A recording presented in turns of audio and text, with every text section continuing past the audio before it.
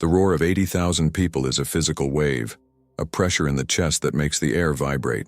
But for Lucas Campos Ley, the sound disintegrated into needles. Each individual shout, each air horn, each sharp whistle from the field pierced his concentration, transforming the vast stadium into a tiny space of sensory torture. He stood on the grass, the smell of damp earth and cut grass invading his nostrils, one of the few sensations that anchored him to reality. Around him, giants clad, in colorful uniforms moved with a fluidity he admired but couldn't emulate. Then Coach Michael Bernard's voice cut through the chaos like thunder. "Ley, off!" Lucas's world stopped. The roar of the crowd vanished, replaced by a low, deep hum inside his head. He saw the coach's mouth move, but the words arrived late, distorted. "Slow. You're too slow. Mentally, physically, you don't belong here." The humiliation was a cold blow to the stomach. He felt the stares of his teammates, a mixture of pity and discomfort. No one said anything. Their silence was louder than the coach's yell. Lucas lowered his head, the weight of his helmet suddenly unbearable, and walked off the field, each step an eternity. How did he get here? And how could it all fall apart so fast? By the way, before we continue, tell me quickly in the comments where you're following this story from. It's always good to know how far these voices can reach. And if you don't want to miss the unfolding of journeys like Lucas's, subscribe to the channel. Stories like this deserve to be told. Sofia Santos, Lucas's mother, her voice soft but laden with the weight of years of silent battles. Ever since Lucas was little, she began, sitting in her kitchen, a cup of untouched tea in her hands. The world seemed to speak a language he alone didn't understand. And, to be honest, he spoke a language the world refused to learn. She looked out the window, to the backyard where a young Lucas spent hours lining up small, American football player figurines, not to play but to organize, by uniform color, by height, by jersey number. It was a ritual, a way to bring order to the chaos he felt inside. The autism diagnosis didn't come as a shock but as a confirmation. It was as if finally we had received the instruction manual for our own son. But the world out there doesn't come with a manual. Sofia described the difficulties at school, how Lucas would retreat during recess, overwhelmed by the noise and unpredictability of the other children. He wasn't antisocial, he was hypersensitive. While other boys ran after a ball, Lucas would sit in a corner with a book on sports statistics, memorizing yards per pass, completion percentages, and interception records. For him, numbers told a clearer, safer story than words. Lucas's father, Miguel Walker, loved his son deeply, but struggled to connect. Miguel was a man of action, of firm hugs and loud laughs. He tried to teach Lucas baseball, to ride a bike, but each attempt ended in frustration. Lucas couldn't handle the lack of pattern, the unpredictability of a hit ball.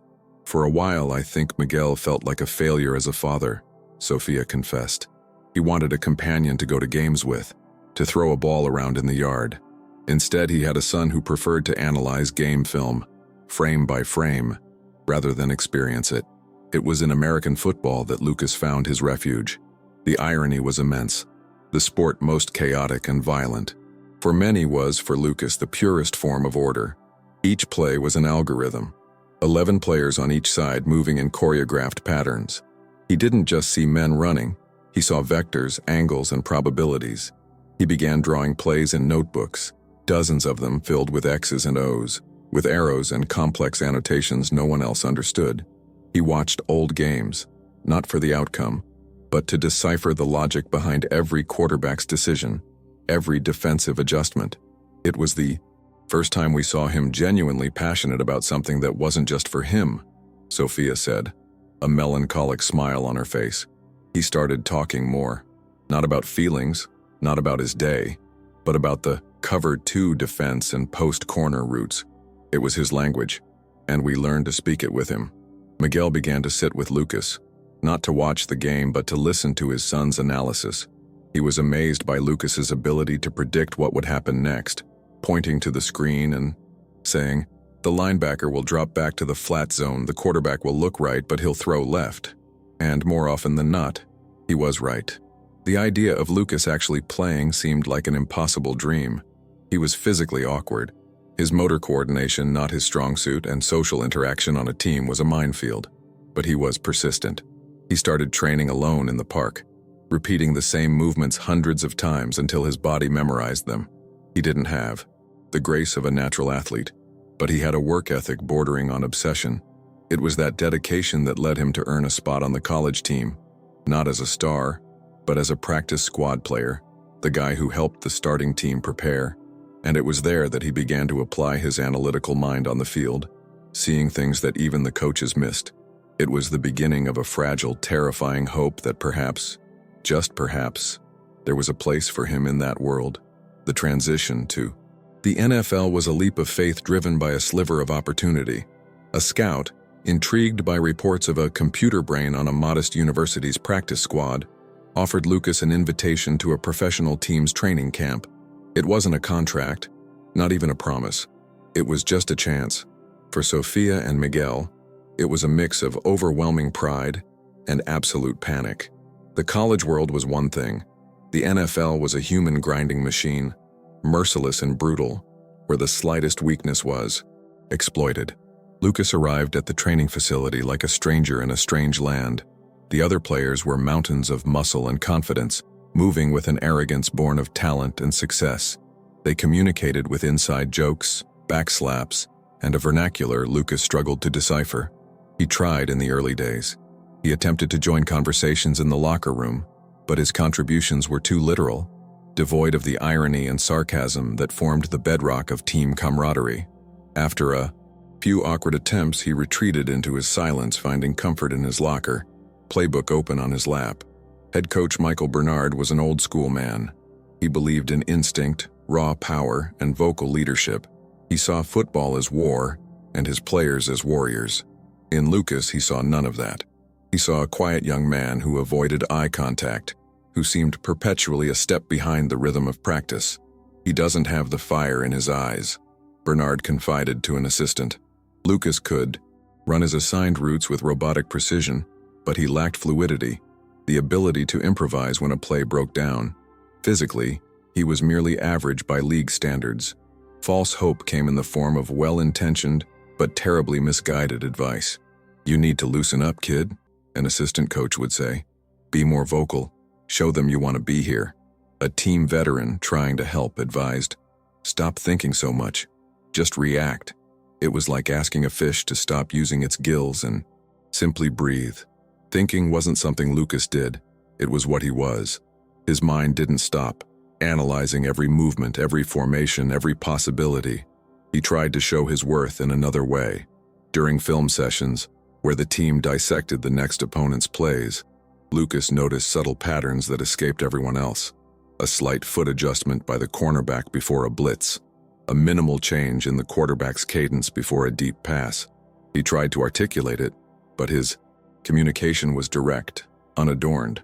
If the safety aligns 2 steps left of the hash mark, the probability of a run play to the right side increases by 42% based on their last 7 games. The other players looked at him strangely. Coach Bernard dismissed him with a wave of his hand. "Leave the strategy to the coaches, Lee. Just do your job." The pain of rejection was a constant pressure in Lucas's chest. He was in the place he'd always dreamed of, but he felt more isolated than ever. The hope that his unique gift would be recognized was fading, replaced by the harsh reality that this world had no room for someone like him. At home, during rare days off, Sophia saw the spark in her son's eyes dim. He was trying to fit into a mold he wasn't made for, she recalls, and every failed attempt chipped away at him. The pressure to be normal was crushing. They didn't want Lucas's mind. They wanted a body that moved like others, and that was something he couldn't give. The hope that the NFL would be his salvation was turning into his greatest trial, an empty promise that only highlighted how different he was. The breaking point wasn't a single event, but the accumulation of countless small frustrations. It was the sum of sideways glances in the locker room, impatient sighs from coaches, and the overwhelming feeling of being a ghost in a crowd. The human conflict wasn't between good and evil, but between a rigid system and an individual who didn't fit its gears. Michael Bernard wasn't a bad man. He was a man under immense pressure to win, in a league where the margin for error was 0. To him, efficiency was everything, and Lucas, with his social hesitancy and deliberate physical pace, seemed like a faulty gear. The fateful day occurred during a high-intensity practice 2 weeks before the season opener. The team was running a 2-minute drill, a chaotic, fast-paced scenario designed to simulate the end of a game. The noise was deafening, with coaches shouting, players communicating in code, and the clock running relentlessly. For Lucas, it was complete sensory overload. He was supposed to run a simple route, but the defense presented an unexpected formation. His mind, instead of reacting instinctively, began calculating new probabilities, analyzing the weaknesses of that specific coverage. For a split second, he hesitated. The quarterback threw the ball, expecting him to be somewhere he wasn't. The ball fell harmlessly to the turf. Simulated. Interception. Michael Bernard exploded. He threw his cap on the ground and marched towards Lucas, his face red with fury. "Lay, what was that?" Lucas tried to explain. The coverage changed. The original route wasn't the best option. The pass to the slot receiver had a higher success probability. Bernard cut him off, a vein pulsing in his forehead. "I don't want to hear your probabilities. I want you to run the damn route. What's so hard about that?" It was then that he uttered the words that would echo for months. "You're slow. Slow to react. Slow to understand. You're overthinking a game that's about feel. Slow. You don't belong here." He said it in front of the entire team. The silence that followed was heavy, charged with embarrassment. Some players, like wide receiver Jack Ferrari, who had glimpsed Lucas's brilliance, looked at the floor, ashamed. Others, like the competitive Sebastian Wozniak, seemed almost relieved. Lucas was the nail that stuck out, and he had just been hammered down. The news of the cut reached Lucas that same afternoon, not from Bernard himself, but from a low-level assistant. It was impersonal and efficient. He cleaned out his locker in silence, the hum in his head now a constant roar. When Miguel Walker came to pick him up, he found his son sitting on the curb, his equipment bag beside him, staring into nothingness. Miguel's anger was volcanic. "They can't do this. After everything you've done, all your effort." But beneath the anger, there was a seed of doubt gnawing at him. Was Bernard right? Was I just fooling myself, seeing something in my son that wasn't there? That unspoken doubt hung between father and son for the entire ride home. Sophia, however, had no doubts. When Lucas came into the house and went straight to his room without a word, she confronted Miguel in the kitchen. "Don't you dare think for a second they're right," she said, her voice steely. "They didn't cut him because he's slow. They cut him because they're blind." The conflict was no longer just on the field. It was within the walls of that house. It was the struggle between a mother's unconditional acceptance and a father's fear that the world was truly as cruel as it seemed, that protecting his son meant also admitting he had limitations that couldn't be overcome. Lucas, in his room, heard the muffled argument. He felt no anger or sadness. He felt a profound emptiness. The only place where his mind seemed to make sense had spit him out. The orderly world of American football had become as chaotic and incomprehensible as everything else. The house fell silent in the days that followed. Lucas moved like a shadow, his world shrinking to the confines of his room. The walls were covered with whiteboards filled with play diagrams. The notebooks were stacked on his desk, but now they weren't tools of hope. They were relics of a shattered dream. He didn't touch them. He just sat on his bed for hours, staring at the ceiling, the hum in his head a constant companion. Sophia brought him food, but he barely touched it. Miguel tried to initiate conversations, but the words died in the air. This wasn't a dramatic breakdown. It was a silent shutdown, a retreat into the depths of his own mind, where the outside world could no longer hurt him. The turning point didn't come with a bolt of inspiration or a motivational speech. It arrived in the form of a text message. It was from Jack Ferrari, the team's receiver. "Hey man, so sorry about what happened. Bernard was an idiot. What you said about their defense last week, you were right. They did exactly what you predicted." It was the first crack of light in Lucas's darkness. Someone had heard. Someone had seen. He didn't reply to the message, but he read it over and over. Jack didn't stop there. He was frustrated. The team was struggling with defensive reads, and he remembered Lucas's accurate analyses during film sessions. in a casual conversation with the new offensive coordinator, Theodore Teixeira, a younger man known for his analytical, data-driven approach. Jack mentioned Lucas. "We had this guy, Lucas Lee, a bit different, but he saw the game in a way I'd never seen before. He was like a supercomputer." Theodore Teixeira, intrigued, remembered the quiet young man Bernard had dismissed. He valued intelligence over brute strength and was always looking for an edge. He researched Lucas, found his college records and the scout reports mentioning his anomalous game vision. Disregarding protocol, Theodore picked up the phone and called Lucas's home. Sophia answered, skeptical, but Theodore's voice was calm and respectful. He didn't want to talk about speed or strength. He wanted to talk about patterns. Reluctantly, she passed the phone to Lucas. The conversation was brief and strange. Theodore made no promises. He simply asked, "Would you be willing to watch some game film with me?" No commitment, just a conversation. The meeting took place in a discreet coffee shop, far from the team facilities. Theodore didn't come with a playbook. He came with a tablet. He showed Lucas footage of a play that had gone wrong in the last game. "What do you see here?" he asked. Lucas, hesitant at first, began to speak. His voice was monotone, but his words painted an incredibly detailed picture. He pointed to the angle of the linebacker's hip, the position of the safety's fingers, the defensive end's breath. He connected that formation to a play from a college team 3 years prior, which had the same defensive coordinator. "He's bluffing," Lucas said. "The pressure is coming from the other side. He's creating a visual overload pattern to hide the real intent." Theodore was silent, stunned. It had taken him and his team of analysts 2 days to reach the same conclusion, and Lucas had seen it in less than 2 minutes. In that moment, Theodore Teixeira didn't see a slow player. He saw a secret weapon. "Lucas," he said, choosing his words carefully, "I can't offer you a spot on the field. Bernard would never allow it, but I can offer you a room, a computer, and access to all the game film we have. Work for me. Unofficially. Be my eyes." For the first time in weeks, the hum in Lucas's head subsided. He wasn't being asked to change who he was. He was being asked to be who he was. It was a quiet turning point with no cheers or headlines, but it was the most important shift of his life.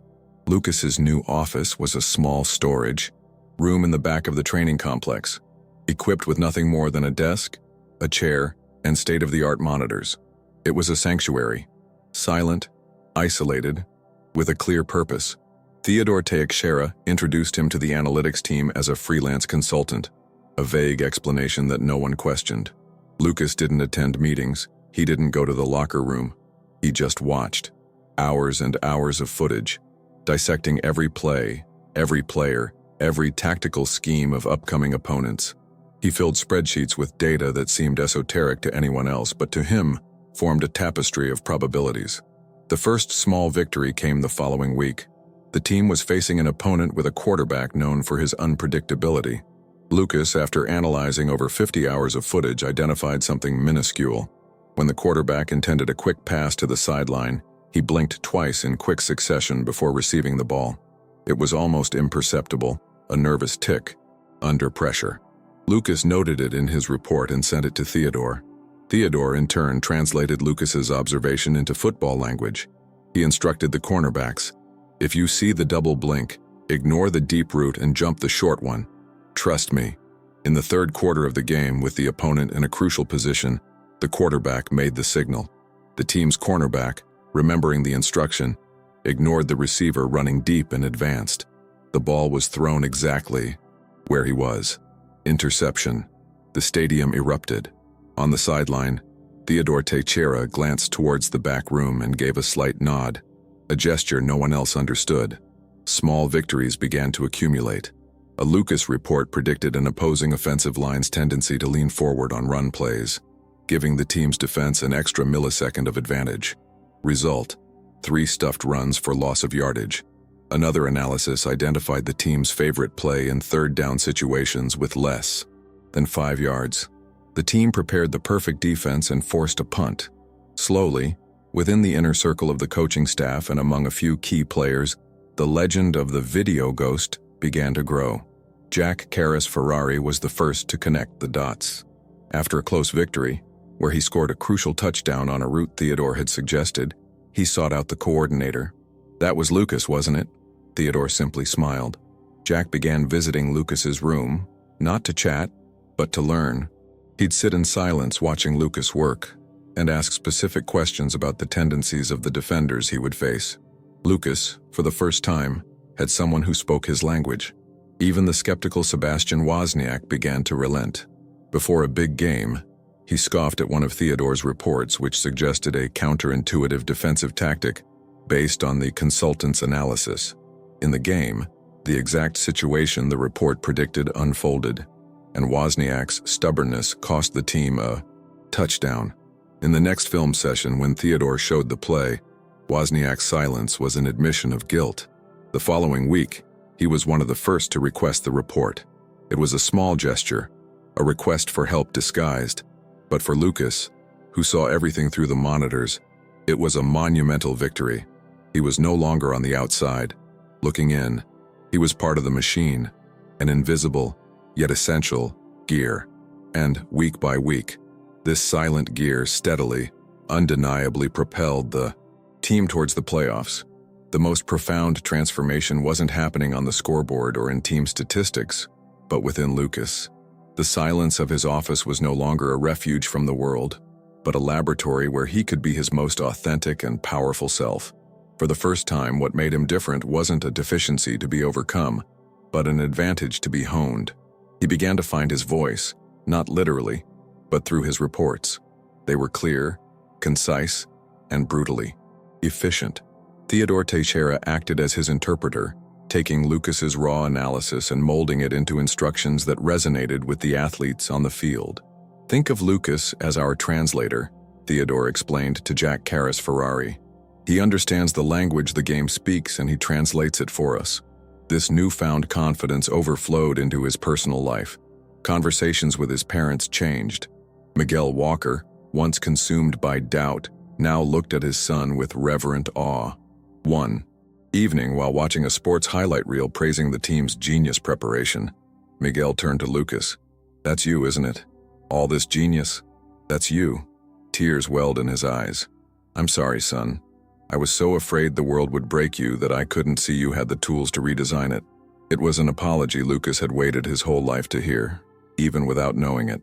He simply nodded, a small gesture that carried the weight of years of misunderstanding. Sophia saw the change in her son's posture. He walked taller. The hum in his head, though it never completely disappeared, had become background noise, no longer the dominant sound of his existence. He was learning to modulate the world, rather than be crushed by it. Acceptance didn't come from the world changing to accommodate Lucas, Sophia reflected.